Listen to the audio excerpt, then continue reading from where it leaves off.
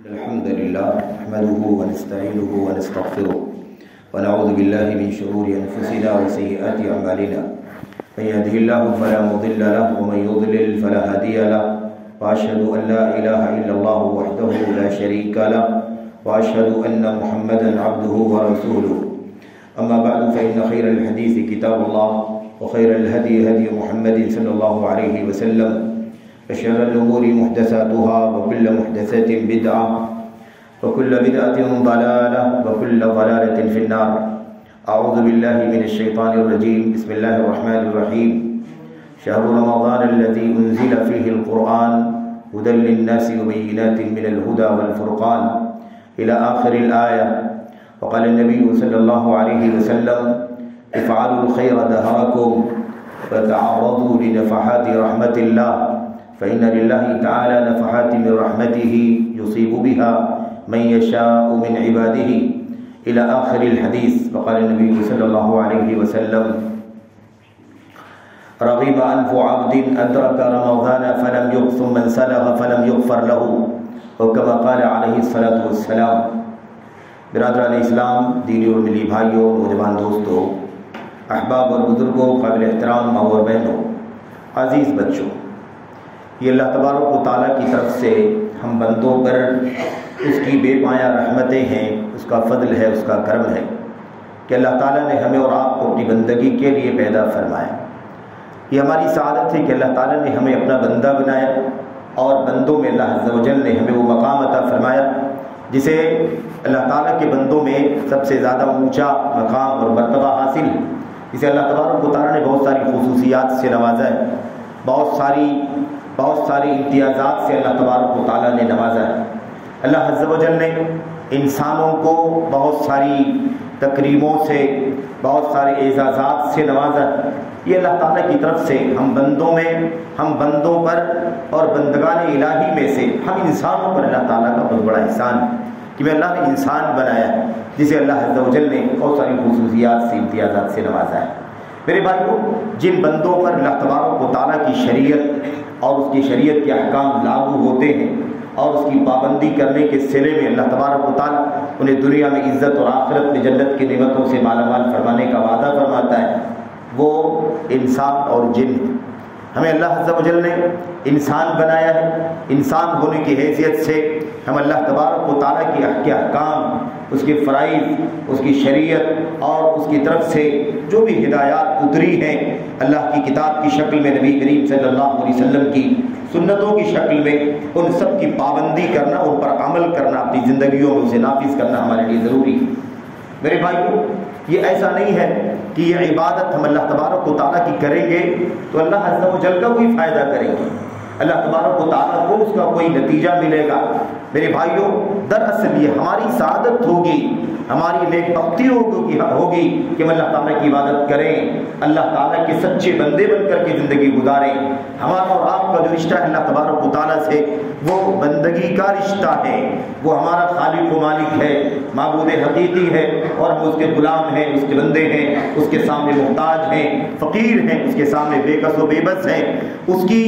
اس کی طرف سے آنے والی نوازشات کے نتیجے میں ہم اور آپ زندہ ہیں. زندگی کے اسباب، وسائل اور اس کے تمام تر ذرائع کا ہمارے اوپر اللہ تبارک و تعالیٰ کی طرف سے میرے بھائیوں اس کی بارش ہے اور ہم اسی سے فائدہ اٹھا رہے ہیں. تو اللہ تبارک و تعالیٰ کی عبادت و بندگی کر کے اللہ تعالیٰ کا فائدہ نہیں کریں گے، اپنی ذات کا فائدہ کریں گے. ہم بندگی کریں گے تو اس کا اجر و بدلہ، اس کا صلہ، اس کا ثواب ہمیں ملے گا. اور اگر ہم اللہ تبارک و تعالیٰ کی بندگی نہ کریں تو نہ تو اللہ تبارک و تعالیٰ کو کوئی نقصان ہوگا اس کا، تو اللہ کی بندگی کرنے سے نہ تو اللہ تعالیٰ کی شان میں کوئی اضافہ ہوگا اور نہ اللہ تعالیٰ کی بندگی نہ کرنے سے اللہ تبارک و تعالیٰ کی شان میں، اس کے مقام و مرتبے میں کوئی کمی آئے گی. نبی کریم صلی اللہ علیہ وسلم اپنے رب سبحانہ و تعالیٰ سے روایت کرتے ہیں، حدیث قدسی ہے، مشہور روایت ہم سب جانتے ہیں. ان میں اس روایت میں بہت ساری باتیں ہیں، اس میں یہ بات بھی بیان کی گئی ہے کہ اللہ کے نبی صلی اللہ علیہ وسلم فرماتے ہیں، اللہ تعالیٰ فرماتا ہے لو ان اولکم وآخرکم وانسکم وجنکم قاموا فی صعید واحد. آخر حدیث کی الفاظ لمبے ہیں، اس کا معنی میں آپ کے سامنے ذکر کر دوں. اللہ کے نبی صلی اللہ علیہ وسلم فرماتے ہیں کہ اللہ تعالیٰ فرماتا ہے کہ اگر تم سب کے سب سارے انسان، سارے جنات، اولین سے لے کر کے آخرین تک، سب کے سب اگر میری نافرمانی پر اکٹھا ہو جاؤ، سب کے سب فاسق و فاجر ہو جاؤ، بد عمل ہو جاؤ، بد کردار ہو جاؤ، عبادت بندگی سے بغاوت کرنا شروع کر دو، اللہ تبارک و تعالیٰ کے حکم کی سردابی کرنے پر سب کے سب متفق ہو جاؤ، تو اللہ تعالیٰ فرماتا ہے ما نقص ذلک فی من ملکی شیئا، تو اس سے میری بادشاہت میں کوئی ذرہ برابر کمی واقع نہیں ہوتی۔ اور اگر تم سارے کے سارے انسان، سارے کے سارے جنات، اول سے لے کر کے آخر تک سب کے سب اکٹھا ہو کر کے اپنے سروں کو سجدے میں جھکا لو، اللہ تعالیٰ کی عبادت و بندگی میں لگے رہو، پوری زندگی سجدہ ریز رہو، تو اللہ تعالیٰ فرماتا ہے ما زاد ذلک فی ملکی شیئا، تو اس سے میری بادشاہت میں ایک ذرہ بھی اضافہ ہونے والا نہیں۔ تو یہ متفقہ عقیدہ ہمارے اور آپ کے ذہن میں رہنا چاہیے اور ہمیں اور آپ کو رکھنا چاہیے کہ عبادت و بندگی سے اللہ کی ذات میں نہ تو کوئی اضافہ ہونے والا ہے، نہ اس کی بادشاہت میں، نہ اس کی ملکیت میں، نہ اس کی شان میں، نہ اس کی الوہیت میں، نہ اس کی عظمت میں، اس کے افعال کوئی اضافہ ہونے والا نہیں ہے۔ جو کچھ ہمیں عبادتوں کا فائدہ ملے گا وہ ہم ہی کو ملے گا، ہمیں ہی اللہ تبارک و تعالیٰ اپنے فضل و کرم سے اس دنیا میں امن و امان عطا فرمائے گا، ہمیں امن کی، شانتی کی، عافیت کی زندگی عطا فرمائے گا، ہمیں اور آپ کو اللہ تبارک و تعالیٰ خوشحال زندگی جینے کی توفیق عطا فرمائے گا، ہماری مشکلات کو حل کر دے گا، ہماری پریشانیوں کو اللہ تبارک و تعالیٰ اٹھا لے گا۔ اور اگر ہم اللہ تبارک و تعالیٰ کی عبادت نہ کریں، بندگی نہ کریں، بغاوت پر تل جائیں، تو اللہ تبارک و تعالیٰ کا کوئی نقصان نہیں ہوگا، نقصان ہمارا ہی ہوگا۔ میرے بھائیوں، ہمیں اللہ تبارک و تعالیٰ کی طرف سے دنیاوی عذاب کا شکار ہونا ہوگا، اخروی اللہ تبارک و تعالیٰ کی طرف سے گرفت اور عقابات کا ہمیں بہت کچھ سلوک، ہمیں میرے بھائیوں اس سے گزرنا پڑے گا۔ یعنی ہمیں نہ تو اللہ تبارک و تعالیٰ کی عبادت کرنے سے، نہ تو عبادت کرنے سے اللہ تعالیٰ کا کوئی فائدہ ہمارا ہے، نہ تو اللہ تبارک و تعالیٰ کی نافرمانی کرنے سے اللہ کا کوئی نقصان ہے، نقصان ہمارا ہی ہے۔ اس لیے ہمیں یہ سوچنا چاہیے کہ ہم چونکہ بندے ہیں، غلام ہیں، ہمارا اور اللہ کا رشتہ آقا اور مالک اور غلام اور فقیر کا ہے، اس لیے ہم چونکہ اللہ کے سامنے فقیر ہیں، محتاج ہیں، اس کے غلام ہیں، اس لیے بحیثیت غلام ہمیں اللہ تبارک و تعالیٰ کی عبادت، بندگی، اس کی عظمت کا اعلان کرنا چاہیے اور کرتے رہنا چاہیے۔ کوئی سیزن نہیں ہے، کوئی موسم نہیں ہے، کوئی سال، ہفتہ، مہینہ نہیں ہے میرے بھائیوں کہ ہم عبادت کریں، بہت نیک بن جائیں اور اس کے بعد پھر فراموش کرتے بھول جائیں اللہ تبارک و تعالیٰ کو، جیسے کہ عام طور پر ہمارا اور آپ کا رویہ چلتا ہے۔ الا من رحم اللہ۔ میرے بھائیوں، رمضان کی آمد ہوتی ہے تو ہم بہت کچھ نیکیاں، بہت کچھ خیر اور بھلائی کی طرف آ جاتے ہیں، نمازوں کی پابندی کرنا شروع کر دیتے ہیں، روزے کا اہتمام کرتے ہیں، قرآن کریم کی تلاوتیں کرتے ہیں، کئی ختم کر ڈالتے ہیں، یعنی کئی قرآن کریم تلاوت کر کے ہم مکمل کرتے ہیں میرے بھائیوں۔ اس کے علاوہ صدقات ہیں، خیرات ہیں، عمرے کی عبادت ہے، اس کے علاوہ آخر میں چلتے چلتے اعتکاف کی عبادت ہے، ان ساری عبادات میں ہم دلچسپی لیتے ہیں، لیکن مہینہ ختم ہونے کے ساتھ ہی میرے بھائیوں ایسا لگتا ہے کہ یہ رمضان کیا گیا، اسلام چلا گیا، رمضان کیا گیا، دین پر کی پابندی ختم ہو گئی۔ ایسی عام طور پر میرے بھائیوں حال ہے ہم اللہ تبارک و تعالیٰ کی بندوں کی، تو ہمیں یہ سمجھنے کی ضرورت ہے کہ ہم غلام ہیں، ہم فقیر ہیں، محتاج اللہ کے سامنے، ہمیں یہ رشتے بندگی، یہ رشتے غلامی ہمیشہ ادا کرنا ہے۔ ہمارا رشتہ اللہ تبارک و تعالیٰ سے غلامی اور بندگی کا ہے، تو یہ کسی خاص وقت، کسی صبح و شام، کسی سال مہینے سے جڑا ہوا نہیں ہے، رمضان شوال کا کوئی فرق نہیں ہے، ہم دنیا میں آئے ہیں، ہمارا وجود اللہ نے فرمایا ہے، تو اس غلامی کے رشتے کو ادا کرنا ضروری ہے۔ ہمیشہ اللہ کی محتاجگی، اللہ تیرے کرم کے محتاج ہیں، تیری رحمتوں کے محتاج ہیں، تیری بندگی کی توفیق مانگتے ہیں، ہمیشہ مانگتے ہیں، تو اسے قبول کر لے اپنے فضل و کرم سے، ہمیں اس کے بدلے میں اپنے فضل و کرم سے دنیا میں امن و عافیت کی زندگی دے، مرنے کے بعد اللہ تبارک و تعالیٰ کی مغفرت حاصل ہو، رضوان حاصل ہو، اللہ تبارک و تعالیٰ کی جنت اور اس کی بے شمار نعمتیں ملے، اس کی ہمیشہ طلب ہونی چاہیے میرے بھائیوں۔ تو طلب کا مطلب یہ نہیں ہے کہ ہم زبان سے تو مانگیں لیکن اس کے تقاضوں پر عمل نہ کریں۔ بندہ ہے تو بندگی کرے، اللہ تبارک و تعالیٰ معبود ہے تو اس کی معبودی کا ثبوت ہم ہمیشہ دیتے رہیں، ہر پل، ہر لمحہ اللہ تبارک و تعالیٰ کے سامنے اپنی غلامی اور محتاجگی کا اظہار کرتے رہیں میرے بھائیوں۔ تو یہ ایک بہت بنیادی بات تھی جو مجھے اپنی ذات کے لیے عرض کرنی تھی، آپ کے لیے عرض کرنی تھی، ورنہ رمضان کی آمد ہے، چند دنوں میں رمضان کا سایہ ہمارے اوپر آنے والا ہے۔ اس حوالے سے خود اپنے آپ کو نصیحت کرنے کے لیے اور آپ تمام بھائیوں کو، بہنوں کو کچھ باتیں بطور یاد دہانی، بطور تذکیر اور بطور نصیحت عرض کرنے کی کوشش کروں گا۔ اللہ سے دعا کرتے ہیں کہ اللہ عز و جل مجھ کو، آپ کو کو، کہنے والے کو، سننے والوں کو، بھائیوں کو، بہنوں کو، سبوں کو اللہ تبارک و تعالیٰ ابھی سے ماہ رمضان کے لیے قیادت میرے بھائیوں کمر کس لینے کی توفیق عطا فرمائے. دوسرے سارے کاموں کو مینج کر کے سارا جاب، سارے کاروبار، ساری مشغولیتیں، ساری مصروفیات اور جتنا بھی انسان کا ارتباط ہوتا ہے ان سب میں اپنے آپ کو فارغ کر کے زیادہ سے زیادہ رمضان کے لیے، اس موسم بہار کے لیے وقت نکالنے کی ابھی سے ترتیب بندی کرنے کی ضرورت ہے. ورنہ ہمیشہ ہم مصروف ہے، بزی ہے، یہ جاب ہے، یہ بیوپار ہے، یہ کاروبار ہے، یہ فلاں ہے، یہ آفس ہے، یہ ہمیشہ ہی بہانے ہم کرتے رہتے ہیں. تو ہم نے اگر ایسے ہی رمضان میں بھی کیا تو یقین مانیں کہ ہمارا خسارہ، ہمارا نقصان اتنا زیادہ ہو جائے گا کہ پھر ہمارے لیے اس کی تلافی کرنا بہت ناممکن ہو جائے گا، محال ہو جائے گا. کیوں معلوم آپ کو؟ اس لیے کہ جو رمضان مل رہا ہے یہ اللہ تعالیٰ کی بہت بڑی سعادت ہے. اور ابھی کیا ضمانت ہے میرے بھائی، ابھی کیا ضمانت ہے کہ رمضان کی چند راتیں باقی ہیں، یعنی رمضان کی آمد کو چند دن چند رات باقی ہے. کوئی ضمانت نہیں ہے کہ ہم اور آپ زندہ بھی رہیں، وہاں تک پہنچ بھی جائیں، رمضان کی شب و روز مل بھی جائیں گے. کوئی ضمانت نہیں. نہ جانے کتنوں کو ہم نے اپنی گردنوں پر اٹھا کر کے ان کی لاشوں کو قبروں میں دفن کیا ہے.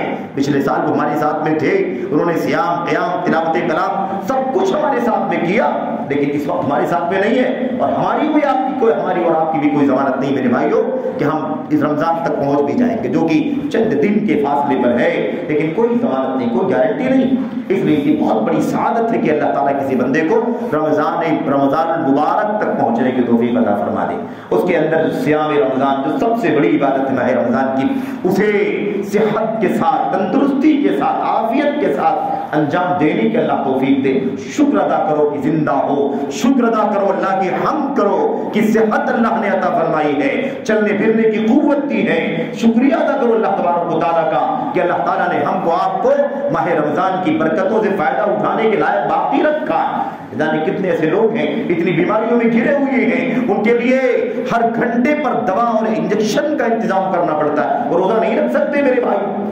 تو اللہ تعالیٰ کی ہم کو اس کا شکر ادا کرو کہ اللہ نے ہم کو آپ کو اس لائق رکھا ہے کہ اللہ تعالیٰ کی عبادت کرے. میں نے آپ کے سامنے قرآن کریم کی آیت کریمہ پڑھی ہے، دو حدیثوں کی طرف اشارہ کیا ہے. یہ جو تین باتیں ہیں جو آپ کے سامنے عرض کرنا ہے. سب سے پہلی بات تو میں نے آپ کے سامنے جو وہ آیت کریمہ پڑھی ہے اس کا تذکرہ آ رہا ہے آگے. جو ہم نے حدیث آپ کے سامنے پڑھی ہے اس حدیث کو خاص طور پر سمجھنے کی ضرورت ہے. نبی کریم صلی اللہ علیہ وسلم نے فرمایا تھا افعلوا الخیر دہرکم، افعلوا الخیر دہرکم. اے مسلمانوں، میری امت کے لوگوں، اپنی پوری زندگی بھلائی کا، نیکی کا کام کرو. افعلوا الخیر، خیر کرو، نیکی کرو، بھلائی کا کام کرو، اجر و ثواب کا کام کرو، جس کا صلہ اور بدلہ تمہیں اللہ تبارک و تعالیٰ دنیا میں بھی دے اور مرنے کے بعد آخرت میں اس کا عظیم اجر و ثواب عطا فرمائے. لیکن یہ کام کسی موسم سیزن میں نہیں ہونا چاہیے کہ آپ رمضان میں بڑے نیک بن گئے اور رمضان کے بعد پھر اللہ کو فراموش کر دیا. رمضان میں قرآن کی تلاوت ہوئی، روزہ ہوا، قرآن تلاوت، راتوں کو قیام ہوا، اور رمضان کے بعد ہی ہم نے نفل تو جانے دو، ہم نے فرائض سے بھی کوتاہی کرنا شروع کر دیا. یہ طریقہ نہیں ہونا چاہیے میرے بھائیو ہمارا اور آپ کا. تو سعادت مند ہیں ہم سب کہ اللہ تعالیٰ نے ہم اور آپ کو صحت عافیت کے ساتھ زندگی کی توفیق عطا فرمائی. اللہ کے نبی علیہ السلام نے فرمایا افعلوا الخیر دہرکم، دہرکم اپنی پوری عمر، پوری زندگی، جب تک تم زندہ ہو ہمیشہ اللہ تعالیٰ کی بندگی کے کام کرتے رہو، نیکی کے کام کرتے رہو. اور اللہ کے نبی نے پھر مزید آگے بیان فرمایا. آگے وہ جملہ بڑا پیارا ہے، دو جملے عظیم الشان. اللہ کے نبی علیہ السلام نے فرمایا وَتَعَرَّضُوا لِنَفَحَاتِ رَحْمَةِ اللَّهِ، اور اللہ تبارک و تعالیٰ کی رحمت کی خوشبوؤں کی تلاش کرو، اس سے جڑو، اس سے وابستہ ہو جاؤ. کیونکہ اللہ کے نبی نے فرمایا فَإِنَّ لِلَّهِ تَعَالَى نَفَحَاتٍ مِّن رَبِّهِ يُصِيبُ بِهَا مَن يَشَاءُ مِنْ عِبَادِهِ. کیونکہ اللہ تبارک و تعالیٰ کی طرف سے اس کی رحمتوں کی خوشبوئیں اڑتی رہتی ہیں، پھیلتی رہتی ہیں. اس لیے اللہ تبارک و تعالیٰ اس خوشبو سے اپنے بندوں میں سے جسے چاہتا ہے اسے اس کی توفیق عطا فرماتا ہے. اس لیے تم ہمیشہ اس کی تلاش کرو، اس کی جستجو کرو۔ یہ ماہ رمضان انہی خوشبوؤں میں سے ایک خوشبو ہے، انہی موقعوں میں سے ایک موقع ہے، انہی سعادت بھرے لمحات میں سے ایک لمحہ ہے جو اللہ نے ہم کو آپ کو عطا فرمایا۔ میرے بھائیوں، تو ہمیشہ اللہ کی طرف، اللہ تبارک و تعالیٰ کی عبادت اور بندگی کا کام تو کریں، لیکن یہ جو بیچ بیچ میں اللہ کی رحمتوں کی برکھا آتی ہے، اللہ تبارک و تعالیٰ کی رحمتوں کی خوشبو دمکتی ہے، گمکتی ہے، پھیلتی ہے، اس سے وابستہ ہونے کی کوشش کرو۔ اس لیے کہ اللہ تعالیٰ کا نظام، اللہ کے نبی کیا فرمایا، اللہ کی رحمتوں کی خوشبو آتی رہتی ہے بیچ بیچ میں، آئے دن، موقع موقع۔ اللہ تعالیٰ جسے اپنے بندوں میں سے چاہتا ہے اسے اس خوشبو کی توفیق عطا فرماتا ہے۔ اس لیے تم کو چاہیے کہ تم بھی تلاش کیا کرو، تلاش کیا کرو، اور اللہ سے دعا کرو کہ اللہ تبارک و تعالیٰ تمہیں اپنی خوف اور ڈر کی چیزوں سے امن عطا فرمائے اور تمہیں اپنی عافیت میں رکھے۔ یہ دعا، یہ اللہ کے نبی صلی اللہ علیہ وسلم کی حدیث۔ غور کرنے کی بات یہ ہے کہ اللہ کے نبی کیا فرماتے ہیں، ایک مومن کو چاہیے کہ ہمیشہ اللہ کی بندگی کرے، ہمیشہ اللہ تعالیٰ کی عبادت کرے، ہمیشہ خیر اور نیکی کا جذبہ رکھے۔ مسلمان کا رشتہ ہمیشہ بندگی کا اللہ سے جڑا ہوا رہنا چاہیے۔ میرے بھائی، ایسے غلام، ایک جاب کرنے والا، ایک سروس کرنے والا اپنے مالک سے جڑا ہوا ہوتا ہے، ہر دم اس سے قریب ہونے کی کوشش، ہمیشہ اس کی رضامندی کی تلاش، ہمیشہ اس کی محبت پانے کی، ہمیشہ اس کی قربت اور اس کے یہاں محبوب بننے کی کوشش میں لگا رہتا ہے۔ یہ مثال تو بندوں کی ہے۔ اللہ تبارک و تعالیٰ وَلِلَّهِ الْمَثَلُ الْأَعْلَى، اللہ تبارک و تعالیٰ کے لیے تو سب سے اعلیٰ مثال ہے، یعنی اللہ کی مثال خود اللہ تبارک و تعالیٰ ہے، اس کے علاوہ کوئی مثال نہیں۔ سمجھانے کے لیے بات کہہ دی جا رہی ہے میرے بھائیوں، ہم تو اللہ تبارک و تعالیٰ کی حقیقت میں غلام ہیں۔ اصل غلامی تو اللہ تبارک و تعالیٰ کی غلامی ہے، اصل بندگی تو اللہ تبارک و تعالیٰ کی بندگی ہے۔ میرے بھائیوں، تو ہمیں اللہ تعالیٰ سے کیسا رشتہ رکھنا چاہیے؟ ہمیشہ قریب ہونے کی کوشش کریں، اللہ کا محبوب بننے کی کوشش کریں، اللہ کے یہاں اجر پانے کی کوشش کریں۔ صحابہ کرام کی زندگی دیکھیے، کتنا ان کے یہاں جذبہ نیکی کا، خیر کا پایا جاتا تھا، کتنا زیادہ وہ نیکی کی جستجو کیا کرتے تھے۔ آئے دن صبح و شام نبی کریم صلی اللہ علیہ وسلم سے جب آپ ساتھ میں ہوتے، اٹھتے بیٹھتے، چلتے پھرتے، سفر، حضر، خلوت، جلوت، نبی کریم صلی اللہ علیہ وسلم سے صحابہ کرام یہی سوال کرتے تھے، اللہ کے نبی کوئی عمل بتائیے جس کے ذریعے جنت میں داخل ہو جائے۔ دلنی علی عمل اذا عملته دخلت الجنہ، اے اللہ کے نبی کوئی ایسا عمل بتلائیے، کوئی ایسی نیکی بتلائیے جسے کروں اور کر کے میں جنت میں داخل ہو جاؤں۔ یہ صحابہ کرام کی تڑپ تھی، یہ صحابہ کرام کی حد کا حرص تھا، ان کی لالچ تھی، وہ ان کی چاہت تھی کہ وہ ہمیشہ نیک عمل کی تلاش کرتے تھے، جنت کیسے پا جائے، جنت کا داخلہ کیسے مل جائے، اسی کی جستجو کیا کرتے تھے۔ تو یہ ہماری اور آپ کی ذمہ داری ہے میرے بھائیوں، یہ ہماری اور آپ کی ذمہ داری ہے کہ ہم جنت پانے کی کوشش کریں۔ دنیاوی زندگی میں بڑی مشغولیات ہیں، بہت بزی ہیں، بڑے کام کاج ہیں، موقع نہیں ہے، فرصت نہیں ہے۔ کب تک یہ ہیرے بہانے ہم کریں گے؟ اپنی عاقبت خراب کر لیں گے، اپنی دنیا کے لیے آخرت کو ضائع کر دیں گے، تب جا کر کے ہمیں اطمینان ہوگا۔ میرے بھائیوں، نبی کریم صلی اللہ علیہ وسلم، اللہ کی کلام کی آیتیں، اللہ کے نبی کی حدیثیں بے شمار ہیں۔ اصل کامیابی میرے بھائیوں، اصل کامیابی جنت پا لینے اور جہنم سے آزاد ہونے کی کامیابی ہے۔ دنیا میں کسی کے پاس کم ہے، کسی کے پاس زیادہ ہے، کسی کے پاس بہت زیادہ ہے، کوئی فقیر اور محتاج ہے، فاقے کرتا ہے، میرے بھائیوں ہاتھ پھیلانے پر مجبور ہو جاتا ہے۔ دنیا ہے، اللہ کا نظام ہے، ان اللہ یرزق من یشاء بغیر حساب، اللہ جسے چاہتا ہے بے حساب روزی عطا فرماتا ہے۔ اور اللہ تبارک و تعالیٰ نے کیا فرمایا؟ من یشاء ویقدر، اللہ تعالیٰ جس کے لیے چاہتا ہے روزی کشادہ کر کے دیتا ہے، اور جس کے لیے چاہتا ہے محدود کر کے، لمٹ کر کے دے دیتا ہے۔ یہ اللہ تبارک و تعالیٰ کا فیصلہ ہے۔ اس سے نیکی، بدی، تقویٰ، طہارت، دینداری، اس کا کوئی لینا دینا نہیں ہے۔ حد درجہ بد عمل نہیں بلکہ بے ایمان کو بھی اللہ تبارک و تعالیٰ دنیا میں دولت عطا فرما دیتا ہے۔ کیوں معلوم ہے؟ اس لیے کہ اللہ تعالیٰ کے یہاں دنیا کی کوئی قیمت نہیں ہے، وہ جس کو چاہتا ہے دے دیتا ہے آزمائش کے لیے۔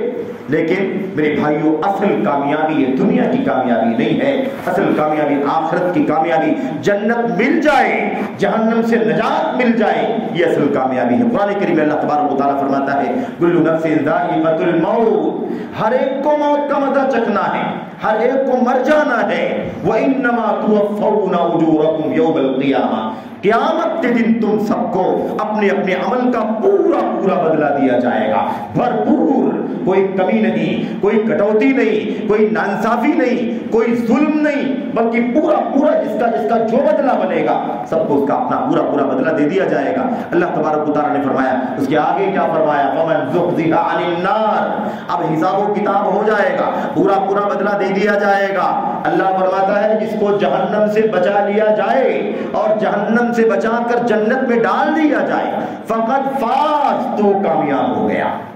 کامیابی کون سی ہے میرے بھائیوں؟ کسی کے ہاں کامیابی کا معیار دنیا ہے، کسی کے ہاں دولت ہے، کسی کے ہاں شہرت ہے، کسی کا عہدہ منصب ہے، کسی کے ہاں کچھ ہے، کسی کے ہاں کچھ ہے۔ یہ دنیا میں ہمارے اور آپ کے سوچنے کا انداز ہو سکتا ہے کامیابی کا۔ میرے بھائیوں، اللہ تبارک و تعالیٰ کی کتاب میں کامیابی کا معیار کیا ہے؟ جنت پا لینا، جہنم کی آگ سے بچ جانا سب سے بڑی کامیابی ہے۔ میرے بھائیو، اللہ فرماتا ہے آخر میں اللہ تعالیٰ فرماتا ہے وَمَا الْحَيَاةُ الدُّنْيَا إِلَّا مَتَاعُ الْغُرُورِ، یہ دنیاوی زندگی جس میں تم جی رہے ہو یہ تو دھوکے کا سامان ہے۔ آیت کریمہ میں دنیاوی زندگی کی حقیقت، آخرت کی حقیقت، اصل کامیابی اور مرنے سے، پیدا ہونے سے پہلے کی حالت، پیدا ہونے کے بعد مرنا ہے، یہ حقیقت سب کھول کر کے بیان کر دیا گیا۔ اس میں حقیقت کو کھول دیا گیا کہ تم وجود میں نہیں تھے، تمہارا وجود ہوا، اللہ نے پیدا کیا، اور اب تمہیں چاہیے کہ تم نیک عمل کر کے زندگی گزارو، صحیح ایمان اور عمل کے ساتھ زندگی گزارو، اور یاد رکھو کہ مرنا ہے، ہمیشہ زندہ نہیں رہنا ہے، ہمیشہ دوام استقرار پیغام زندگی نہیں ہے، یہ تو ختم ہو جانے والی ہے، یہ تو ناپائیدار زندگی ہے، یہ تو ڈھلتی ہوئی چھاؤں کی طرح سے ہے، اسے ختم ہونا ہی ہونا ہے۔ یاد رکھو اسے زندگی آخرت کی زندگی ہے، تم سب مر جاؤ گے، جنت جہنم کے فیصلے ہوں گے، سب کو پورا پورا حساب اور بدلہ، حساب لے کر کے بدلہ دے دیا جائے گا۔ جنت ملی تو کامیاب، جہنم سے بچ گئے تو کامیاب۔ اور اس کے بعد یاد رکھو جو دنیاوی زندگی تم جی رہے ہو یہ تو دھوکے کا سامان ہے، بہک نہیں جانا، بھٹک نہیں جانا، اس کے بہکاوے میں نہیں آ جانا کہ اس کے نتیجے میں اپنی آخرت کو ضائع کر دیں۔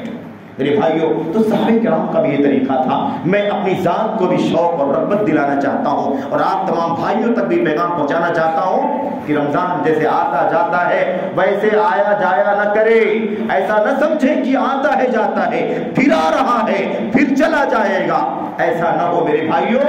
آئے اور جانے سے پہلے ہماری اور آپ کی مغفرت نہ ہو جائے تو ہم سے زیادہ بندنصیب، ہم سے زیادہ بدقسمت کوئی نہیں ہے۔ جنت پانے کے لیے بہت بڑا ایک موسم ہے بہار کا۔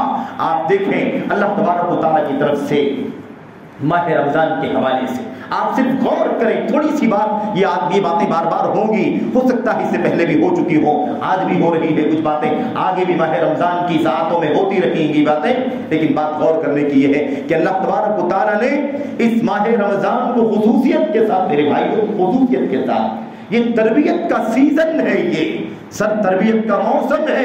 اللہ تبارک و تعالیٰ اپنے بندوں کو نیک بنانا چاہتا ہے۔ اللہ تعالیٰ اپنے بندوں اور جہنم کے عذاب کے بیچ میں ایک دیوار کھڑی کرنے کا موقع دے رہا ہے، نیکیوں کے ذریعے سے، ایمان کے ذریعے سے، تقوی کے ذریعے سے، گناہوں سے بچ کر، معافی مانگ کر، توبہ کر کے، اپنے نام اعمال کو نیکیوں سے بھر کے، گناہوں سے اپنے نام اعمال کو صاف کر کے، اللہ تبارک و تعالیٰ کے عذاب اور جہنم اور بندے کے بیچ میں دیوار کھڑی ہو جائے، اس لیے اللہ تبارک و تعالیٰ نے ہم کو آپ کو ماہ رمضان عطا فرمایا، اور اسی لیے حالات کو اللہ نے سوٹیبل بنا دیا ہے۔ ایک تو رمضان کی ساعتیں اور اس کے بعد اس کو حالات کو سازگار کر دیا گیا ہے، زیادہ سے زیادہ رکاوٹیں ختم کر دی گئی ہیں، زیادہ سے زیادہ اسباب کو، حالات کو آسان کر دیا گیا تاکہ ماہ رمضان کی ساعتوں سے بھرپور فائدہ اٹھانے میں رکاوٹیں پیدا نہ ہو، اس طرح کا حال اللہ نے بنا دیا۔ میں دو تین باتوں کی طرف اشارہ کرنا چاہتا ہوں۔ نبی کریم صلی اللہ علیہ وسلم نے فرمایا تھا رمضان کا مہینہ داخل ہوتا ہے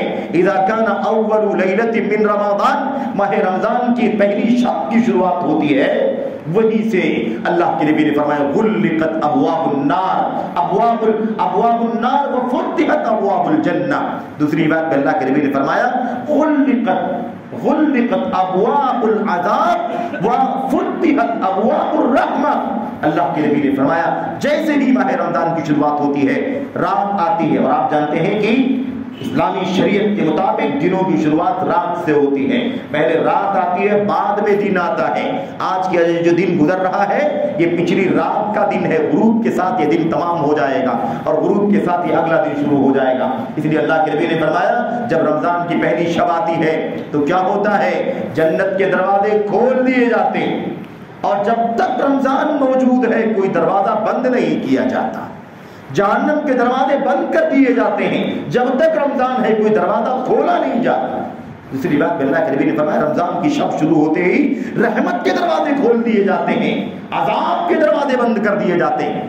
حالات سازگار اللہ کر رہا ہے کہ نہیں کر رہا ہے ہمارے لیے کہ بندوں موقع ہے، موقع جنت کا دروازہ کھلا ہوا ہے، جانے کے لیے دوڑو، لب کو تڑپو آگے جانے کے لیے، اور جہنم کے دروازے بند ہیں، اس لیے مطمئن بھی رہو کہ بہت زیادہ تمہارے لیے آسانیاں ہیں، اور جہنم کے دروازے بند ہیں تو تمہیں بہت کم فکر کرنے کی ضرورت ہے۔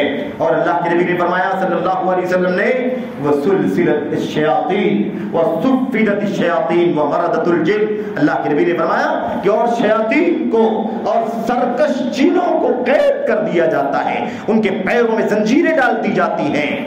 کتنے حالات کو سازگار کر دیتا ہے اللہ تبارک و تعالیٰ، تمہیں بار بار بہکانے والے، بڑے بڑے بہکانے والے، بڑے بڑے تمہیں ورگلانے والے، اللہ سے دور کرنے والے، اللہ کی غضب اور اللہ کی ناراضی کا میں مبتلا کرنے والے، اس میں تمہیں جھونک دینے والے جو بڑے بڑے شیاطین ہیں انہیں اللہ تبارک و تعالیٰ قید کر دیتا ہے تاکہ حالات اچھے سے اچھے ہو جائیں، زیادہ سے زیادہ سوٹیبل اور سازگار ہو جائیں، تاکہ ہمیں نیکیاں کرنے میں رکاوٹ پیدا نہ ہو۔ میرے بھائیوں، تیسری بات اللہ کے نبی علیہ السلام نے فرمایا کہ اس کے بعد مزید، یہ تو ہو گیا جنت اور جہنم کے دروازوں کا مسئلہ اور شیاطین اور جنوں کا مسئلہ، تیسری چیز اللہ تبارک و تعالیٰ کی طرف سے فرشتے مقرر کر دیے جاتے ہیں، وہ فرشتے ترغیب دینے کے لیے، ہمیں آواز دینے کے لیے، ہمیں للکارنے کے لیے، شوق دلانے کے لیے آواز لگاتے رہتے ہیں۔ اللہ کے نبی نے فرمایا صلی اللہ علیہ وسلم نے کہ اللہ تعالیٰ کے فرشتے آواز لگاتے ہیں، کیا کہتے ہیں؟ نادا مناد من السماء، آسمان سے ندا دینے والے فرشتے ندا دیتے، آواز دیتے، یا باغی الخیر اقبل، اے نیکی چاہنے والے۔ کیا فرمایا تھا اللہ کے نبی صلی اللہ علیہ وسلم نے؟ افعلوا الخیر دہرکم، پوری زندگی نیکی کا کام کرو، موسم سیزن صبح شام مہینے ہفتے نہ دیکھو، غلام ہو اللہ کے، بندے ہو اللہ تبارک و تعالیٰ کے۔ ہماری آپ کی بندگی کا جو رشتہ ہے وہ ہمیشہ اللہ تبارک و تعالیٰ کے سامنے ظاہر ہوتے رہنا چاہیے کہ اللہ تو مالک و مولا ہے، تو معبود حقیقی ہے اور ہم تیرے غلام ہیں، تیرے بندے ہیں، تیری عبادت اور بندگی کرنا ہماری ذمہ داری ہے، اس کا اظہار ہوتا رہے ہمیشہ۔ تو جب بندگی ہمیشہ ہے تو بندگی کا اظہار ہمیشہ ہو، جب ہم موسم کے بندے نہیں ہیں بلکہ ہمیشہ کے غلام ہیں تو بندگی ہمیشہ ہونی چاہیے۔ یہ سیزن کے مسلمان، یہ سیزن کا ایمان، یہ سیزن کا روزہ، یہ سیزن کی نمازیں، موسم کے اندر نیکیاں اور تلاوتیں، یہ ہماری اللہ تبارک و تعالیٰ سے بغاوت کی ایک بہت بڑی دلیل ہے کہ ہم نے اپنے آپ کو اس طرح سے غلام اور بندہ نہیں بنانا چاہتے جس طرح سے اللہ تبارک و تعالیٰ کے ہاں ہماری بندگی کا اظہار ہوتے رہنا چاہیے۔ میرے بھائیوں، تو افعلوا الخیر، ہمیشہ اللہ تعالیٰ کے لیے نیکیاں کرو۔ یا اللہ کے نبی نے کیا فرمایا صلی اللہ علیہ وسلم نے؟ فرشتہ اعلان کرتا ہے، فرشتہ اعلان کرتا ہے، بھلائی کے چاہنے والے، نیکی کے خواہش کرنے والے، اے نیکی کے لالچی، نیکی کے کاموں کے لالچی، اقبل، آگے آ، موسم ہے تیرے لیے بھلائی کا، اجر کا، ثواب کا، نیکی کا سیزن آ رہا، تجھے یہ موقع میسر آ رہا، اس سے فائدہ اٹھا لے، اس سے خوب اپنے نام اعمال کو بھر لے، اپنی نیکیوں پہ اضافہ کر لے، نیکیوں سے اپنے نام عمل کو بوجھل کر لے، گناہوں سے اپنے دامن کو، اپنے نام عمل کو صاف کر لے۔ توبہ کرنے کا موقع ہے، استغفار کا موقع ہے، اپنی گردنوں کو جہنم کی آگ سے آزاد کرنے کا سیزن ہے۔ اللہ تعالیٰ کی طرف سے فرشتے اعلان کرتے ہیں۔ تو آپ دیکھیے جنت جہنم کے دروازوں کے بند کرنے کھولنے کا مسئلہ، اور اس کے بعد میرے بھائیوں سرکش شیاطین کو قید کر دینے کا مسئلہ، اللہ کی طرف سے فرشتوں کی ترغیب کا اعلان، شوق دلانے والے، بلانے والے،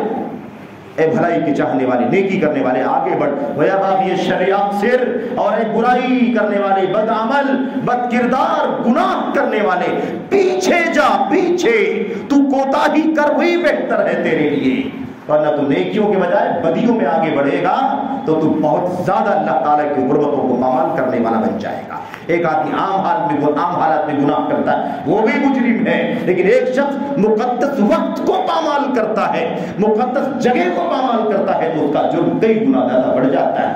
میرے بھائیوں تو یاد رکھیں اللہ تبارک و تعالیٰ کی طرف سے یہ حالات سازگار کر دیے گئے. ہمیں جو وہ زندگی کی نعمت ملی یہ بہت بڑی نعمت ہے میرے بھائیوں. ہم نے شروع میں عرض کیا تھا, اختتام پر اس بات کا خاتمہ کرنا چاہتا ہوں. اللہ کے نبی علیہ الصلوۃ والسلام نے وہ واقعہ آپ جانتے ہیں صحیح الترغیب و ترغیب وغیرہ کا, حضرت طلحہ ابن عبید اللہ رضی اللہ تعالیٰ عنہ کا بیان کرتے ہیں کہ میں نے خواب دیکھا. اس سے پہلے واقعہ بیان کرتے ہیں وہ علامہ البانی رحمۃ اللہ علیہ نے روایت کو اپنی کتاب صحیح الترغیب و ترغیب میں صحیح قرار دیا ہے. صحیح روایت ہے, معتبر روایت ہے. پہلے واقعہ بیان کرتے ہیں کہ قبیلے بنو خزاعہ کے 2 لوگوں نے اسلام قبول کیا. قبیلے بنو خزاعہ کی ایک شاخ, اس کی ایک فرع ہے جس کو بلی کہتے تھے. قبیلے کی شاخ ہوتی ہے. عربوں میں قبیلوں کا بڑا لمبا چوڑا نظام ہے. ایک بالکل سب سے اونچا حصہ ہوتا ہے, پھر اس کی شاخیں, پھر اس کے بعد اس کی شاخوں کی شاخیں, پھر اس کے بعد اس کی شاخوں کی شاخیں. اس طرح سے قبیلوں کا نظام ہے. اس کے الگ الگ نام ہے. بطن نام ہے, قریش قبیلہ نام ہے, اور اس طرح سے اور بھی تقسیمات ہیں چھوٹی اور بڑی. تو قبیلے بنو خزاعہ کے اس فرع بلی کے 2 لوگوں نے اسلام قبول کیا. دونوں میں سے ایک شخص اللہ تبارک و تعالیٰ کی راہ میں جہاد کرتا ہوا شہید کر دیا گیا. اللہ کی راہ میں جہاد کرتے ہوئے شہید ہو گیا, جام شہادت نوش کیا. جبکہ دوسرا جو ساتھی تھا وہ 1 سال تک زندہ رہا اور اس کے بعد اپنی طبعی موت مر کے دنیا سے چلا گیا. حضرت طلحہ ابن عبید اللہ فرماتے ہیں رضی اللہ تعالیٰ عنہ, میں دونوں کو جانتا تھا, واقعہ جانتا تھا. میں نے خواب میں دیکھا جنت, کہتے ہیں اریت الجنہ, میں نے خواب میں جنت دیکھا. تو جنت میں میں نے یہ بھی دیکھا کہ جو دونوں بھائی ہیں, دونوں جو ساتھی اسلام لائے تھے, اس میں سے جو شہید ہوا تھا, شہادت سے دنیا سے شہید ہو کر کے گیا تھا, وہ شخص 1 سال بعد میں جنت میں جا رہا ہے. اور جو دنیا میں اس کا ساتھی 1 سال بعد فطری موت مرا تھا, طبعی موت مرا تھا, اپنے بستر پر مرا تھا, وہ 1 سال پہلے شہید سے 1 سال پہلے جنت میں داخل ہو رہا ہے. کہتے ہیں مجھے کچھ سمجھ میں نہیں آیا کہ میں دونوں کو جانتا ہوں. شہادت کا مقام کتنا اونچا ہے, اتنا اونچا مقام ہے شہادت کا. اللہ تعالیٰ کی راہ میں, اللہ کی راہ میں اعلاء کلمت اللہ کے لیے جہاد کرنے کی بات ہے. اعلاء کلمت اللہ کے لیے جو لڑائی ہو اسے جہاد کہتے ہیں. آج کل کے جہاد کو جہاد نہیں کہا جاتا. یہ تو دنگے ہیں, یہ تو فساد ہیں, یہ تو آتنک ہے, یہ تو اجرام ہے. میرے بھائیوں, جسے جہاد کا نام دے دیا گیا, ناحق جان مال آبرو پر حملے کرنا, نہ کوئی اصول ہے, نہ کوئی ضابطہ ہے, نہ کوئی سرپرستی ہے, نہ کوئی جھنڈا ہے. یہ سب تو بہرحال یہ تو سراسر انحراف اور گمراہی کا راستہ ہے. اب یہ اس کا موقع نہیں ہے کہ ساری باتیں یہاں پر کی جائیں, لیکن کہنے کا مطلب یہ ہے اللہ کی راہ میں جہاد کرنے والے کا مقام سب جانتے ہیں. اور مجاہد جو ہوتا ہے نا, مجاہد اللہ کی راہ کا سچا مجاہد, جس کا کام آتنک اور دہشت گردی کرنا نہیں ہے, جس کو اللہ کی توحید کا جھنڈا دنیا میں اٹھانے کا مقصد ہے اصول و ضابطوں کے مطابق. آپ جانتے ہیں نا قیامت کے دن اللہ تبارک و تعالیٰ اسے بہت ساری نعمتوں سے نواز کر اللہ پوچھے گا تیری کیا تمنا, تو کیا چاہتا ہے؟ تو وہ کہے گا اللہ اس مقام پر مجھے شہادت کی وجہ سے فائز کیا گیا ہے. اگر یہ پوچھا جا رہا ہے کہ مجھے میری کیا تمنا ہے, تو میری تمنا ہے کہ احیا, پھر میں زندہ کر کے دنیا میں بھیج دیا جاؤں, ثم اقتل, پھر شہید کیا جاؤں, ثم احیا, پھر زندہ کیا جاؤں, ثم اقتل, پھر شہید کیا جاؤں. مقام اتنا اونچا مل رہا ہے اس درجے کا, تو پھر مجھے تو یہی چاہیے کہ میں بار بار تیری راہ میں شہید کیا جاؤں. مقام بڑا اونچا ہے. حضرت طلحہ بن عبید اللہ رضی اللہ تعالیٰ عنہ نے کہا میں نہیں سمجھ سکا کہ آخر شہید کا مقام اتنا اونچا ہے, وہ 1 سال کے بعد کیوں جنت میں جا رہا ہے, اور غیر شہید جو ہے وہ 1 سال پہلے جنت میں جا رہا ہے. حقدار تو ہماری سمجھ کے مطابق وہ شہید تھا جسے زیادہ اونچا مقام ملنا چاہیے تھا. بہرحال واقعہ آپ جانتے ہیں, نبی کریم صلی اللہ علیہ وسلم سے صبح ہوئی تو انہوں نے آ کر کے پوچھا کہ اللہ کے نبی ایسا میں نے دیکھا ہے, میں آپ سے یہ بات اس لیے بیان کر رہا ہوں کہ مجھے کچھ سمجھ میں نہیں آیا. وہ شہید تھا, اسے 1 سال پہلے جانا چاہیے تھا, تو دوسرا 1 سال پہلے جنت میں گیا. اللہ کے نبی علیہ الصلوۃ والسلام نے اس کا جواب دیا. آپ نے فرمایا الیس قد صام للہ سنۃ وصلی للہ 6000 رکعۃ او کذا وکذا رکعۃ. اللہ کے نبی نے فرمایا تعجب کی کون سی بات ہے, شہید بعد میں غیر شہید 1 سال پہلے جنت میں, کوئی تعجب کی بات نہیں ہے, جانا ہی چاہیے تھا اسے. کیوں؟ الیس قد صام للہ سنۃ, کیا اس دوسرے شخص نے 1 سال ماہ رمضان کا روزہ نہیں رکھا ہے؟ 1 سال اس کو جب زندگی ملی تو اس میں ماہ رمضان بھی اسے ملا, ماہ رمضان کا روزہ رکھا اس نے, وہ مقام اور فضیلت اس نے حاصل کی. وصلی للہ ستۃ آلاف رکعہ، اور اللہ کی رضا کے لیے اللہ للہیت کے ساتھ، اخلاص کے ساتھ 6000 رکعت نماز پڑھی اس نے۔ تو کیا ایک سال کا روزہ اسے ملا ماہ رمضان کا، اور 6000 رکعت نماز پڑھنے کا موقع ملا، اور اس نے رمضان کے روزے رکھے، 6000 رکعت نماز پڑھی، تو کیا اس کا بدلہ اسے نہیں ملنا چاہیے تھا؟ اسی کی سعادت اسے ملی ہے کہ شہید سے بھی 1 سال پہلے جنت میں جا رہا ہے۔ سمجھ میں آئی بات کہ نہیں سمجھ میں آئی؟ اگر 1 سال دراز ہوئی ہے ہماری زندگی کہ ہم 44 میں نہیں مر گئے، 45 کا روزہ ہمیں اللہ نے عطا فرمایا ماہ رمضان، تو یہ سعادت ہے اللہ تبارک و تعالیٰ کی طرف سے۔ میرے بھائیوں، کوئی پوش کالونی میں صاف ستھرے گھر میں اگر زیادہ دن رہتا ہے اس کی فضیلت سمجھا جاتا ہے، کسی کو جنت میں 1 سال پہلے داخل کر دیا جائے تو اس کی سعادت کا، اس کی عظمتوں کا کیا کہنا۔ میرے بھائی، تو اللہ کا کہ حمد کریں، اللہ کا شکر ادا کریں کہ اللہ نے ہم کو آپ کو 1 سال مزید جینے کی، زندہ رہنے کی توفیق عطا فرمائی ہے، اور بھی صحت و تندرستی عطا فرمائی ہے کہ رمضان سے بھرپور فائدہ اٹھا لے۔ اس طرح اللہ نے موقع عطا فرمایا ہے، تو اس سعادت پر اللہ تعالیٰ کی حمد کریں، اس کا شکر ادا کریں میرے بھائیوں۔ تو یہ سب سے پہلا کام۔ آخری بات جو عرض کرنی ہے وہ یہ کرنی ہے کہ اگر یہ موقع آیا اور چلا گیا، یہ موقع آیا اور چلا گیا، اور ہم نے اپنے آپ کو بخشوا نہیں لیا اللہ تبارک و تعالیٰ کی بارگاہ میں، اپنی گردنوں کو جہنم سے آزاد نہیں کر لیا، تو یا یقین جانے کہ ہم سے زیادہ خسارے والا کوئی نہیں ہوگا، ہم سے زیادہ دیوالی والا کوئی نہیں ہوگا۔ ہم نے نہ جانے کتنے رمضانات کو ضائع کیا ہے، ایسا نہ ہو کہ رمضان بھی ہم سے رخصت ہو جائے۔ اللہ کے نبی علیہ السلام نے یہ بات امت کے سامنے رکھ دی تھی، آپ نے فرما دیا تھا صلی اللہ علیہ وسلم نے، آپ نے فرمایا تھا رغم انف عبد ادرک رمضان ثم انسلخ فلم یغفر له، اس آدمی کی ناک مٹی میں مل جائے۔ کہیں اللہ کے نبی علیہ السلام نے کیا فرمایا؟ کہیں آپ نے فرمایا محروم ہو جائے، کہیں آپ نے فرمایا وہ اللہ کی رحمت سے محروم ہو جائے، کہیں اللہ کے نبی نے فرمایا لعنت ہو اس کے اوپر۔ اللہ کے نبی نے فرمایا کس کے اوپر؟ ادرک رمضان، جو ماہ رمضان پالے، آئے ماہ رمضان، اور 1 دن 2 دن 3 دن، پہلا ہفتہ دوسرا تیسرا، پہلا عشرہ دوسرا عشرہ تیسرا عشرہ، اور نکل گیا پورا رمضان، چلا گیا، ثم انسلخ، ختم ہو گیا، فلم یغفر له، اور وہ اپنی بخشش نہیں کروا سکا، اس کی بخشش نہیں ہو سکی۔ اللہ کے نبی نے فرمایا اس کی ناک خاک آلود ہو جائے۔ محروم ہے ایسا آدمی، بدقسمت ہے ایسا آدمی جو رمضان جیسی سعادت پا کر کے اپنی مغفرت کا سامان نہ کر لے، اپنی گردن کو جہنم سے آزاد نہ کر لے۔ اللہ کے نبی علیہ السلام نے فرمایا تھا، اللہ کے نبی نے فرمایا تھا صلی اللہ علیہ وسلم، وَلِلَّهِ عُتَقَاءُ مِنَ النَّارِ وَذَلِكَ كُلَّ لَيْلَةٍ، اللہ کے نبی نے فرمایا ہر رات اللہ تبارک و تعالیٰ کے بہت سارے ایسے بندے ہیں جو جہنم سے آزاد کیے جاتے ہیں، جن کی گردنوں کو جہنم سے آزاد کیا جاتا ہے۔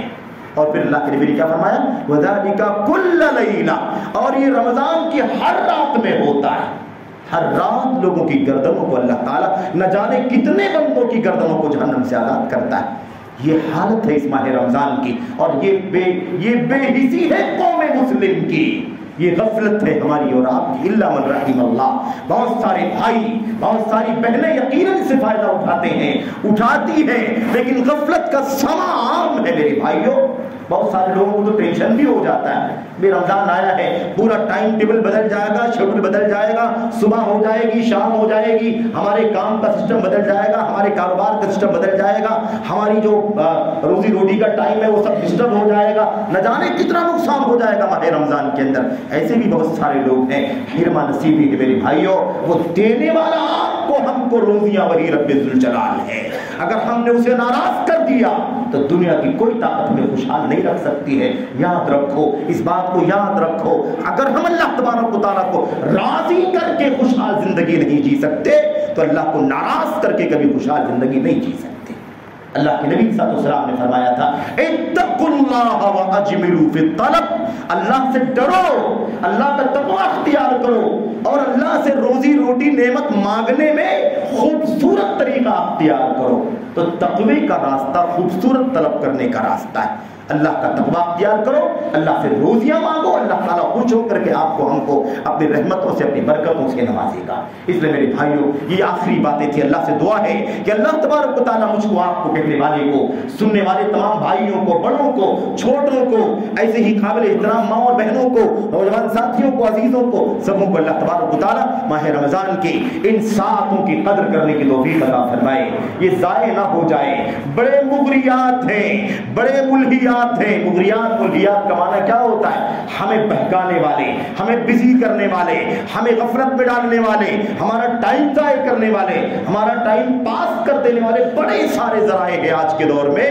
ٹیکنیکل دنیا ہے، میڈیا کی دنیا ہے، ہر آدمی کے پاس میرے بھائیوں وسائل ہیں، یہ وسائل ہماری زندگیوں کو بہت زیادہ ضائع کرنے والے ہیں۔ دیکھو ماہ رمضان آتا ہے تو ایسا لگتا ہے کہ کھیل کا موسم آ گیا ہے، کوئی صبح شام on line of line game کھیلتا ہے، کوئی بیڈمنٹن کے ماحول میں آ جاتا ہے، کوئی کرکٹ کھیلتا ہے، کوئی شطرنج کھیلتا ہے، کوئی چیس کھیلتا ہے، کوئی لوڈو، ایسا لگتا ہے کھیل کا موسم آ گیا۔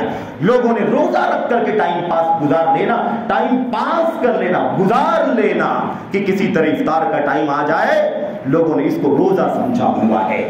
یاد رکھو روزہ کھانے پینے سے پرہیز کرنے کا نام نہیں ہے، بھوک مری کرنے کا نام روزہ نہیں ہے، پیاسا رہنے کا نام روزہ نہیں ہے۔ روزہ نام ہے اللہ تبارک و تعالیٰ کے تقوی کا۔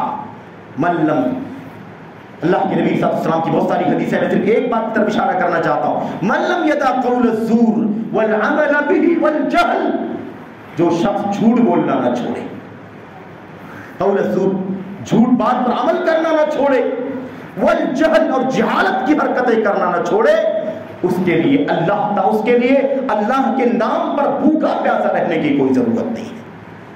جب وہ برا عمل، جو فضول کام، ٹائم پاس، بلا وجہ کے کام، لایانی چیزوں کو چھوڑنے کو تیار نہیں ہے، تو بلا وجہ اللہ کا نام لے کر عبادت کے نام پر بھوکا پیاسا کیوں رہتا ہے؟ بھوکا پیاسا رہنے کا کوئی فائدہ نہیں۔ اللہ کے نبی نے فرمایا صلی اللہ علیہ وسلم نے، آپ نے کہا تھا کتنے ایسے روزے دار، رب صائم، نہ جانے کتنے روزے دار ہیں، لیس من صیامہ الا الجوع والعطش، جس کے روزے کا کوئی حاصل نہیں ہے سوائے اس کے کہ بھوکا رہتا ہے، پیاسا رہتا ہے۔